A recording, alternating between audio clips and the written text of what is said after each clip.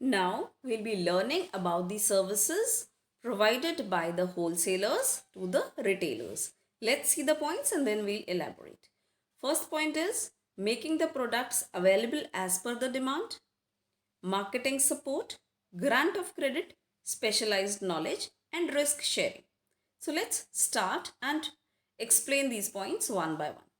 First point is making the products available, that is, availability of goods. Make the products of various producers readily available to the retailers. These wholesalers make the products available so as to be sold in the market to the ultimate consumers. They relieve the retailers from collecting goods from several producers and keeping large stocks because these products are made available by the wholesalers to the retailers. Secondly, they help in marketing support.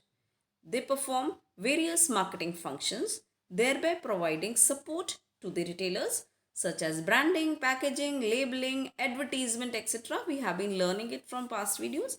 These all these all activities are done by the wholesalers. If wholesalers do not do, then ultimately the retailers had to do this work. So these wholesalers, they relieve the retailers from performing these all activities. They induce the wholesalers, they induce consumers to purchase goods by undertaking advertising and other sales promotion activities, and these are all done by the wholesalers so as to provide the benefit to the retailers. I'll just give you an example. Have you ever seen the shopkeeper giving the advertisement?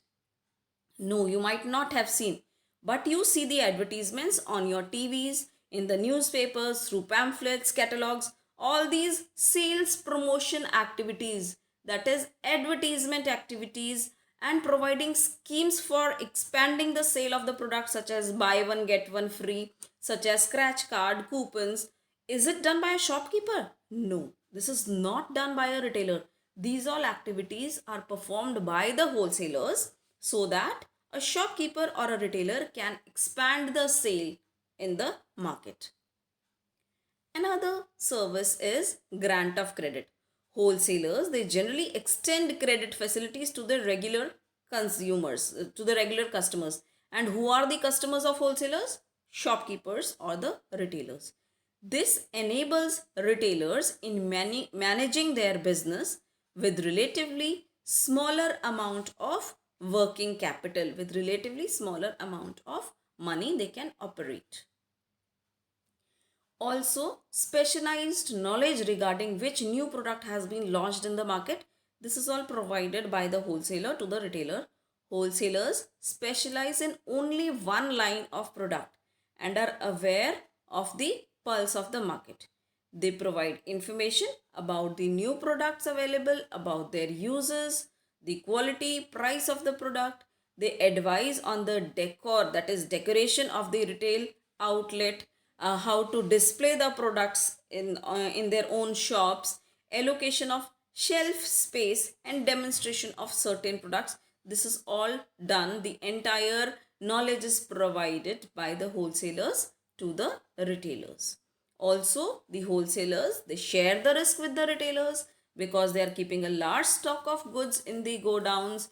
These wholesalers, they provide useful such services to the retailers. Now, retailers are not required to maintain huge godowns because these godowns, these warehouses are maintained by the wholesalers themselves. They help the retailers in avoiding the risk of storage, pilferage, breakage of the product, etc. Demand fluctuations, obsolescence, that is products going outdated. This is all risk borne by the wholesalers. I hope students you have clearly understood what is a wholesale trade, and then you have understood the services provided by the wholesalers to the manufacturers as well as to the retailers. Let's conclude the topic now. So wholesale trade refers to that trade uh, where purchase and sale of goods and services in large quantities for the purpose of resale or for intermediate use is done. So I hope it's clear. Still, if you have any doubts, you may please ask. Thank you.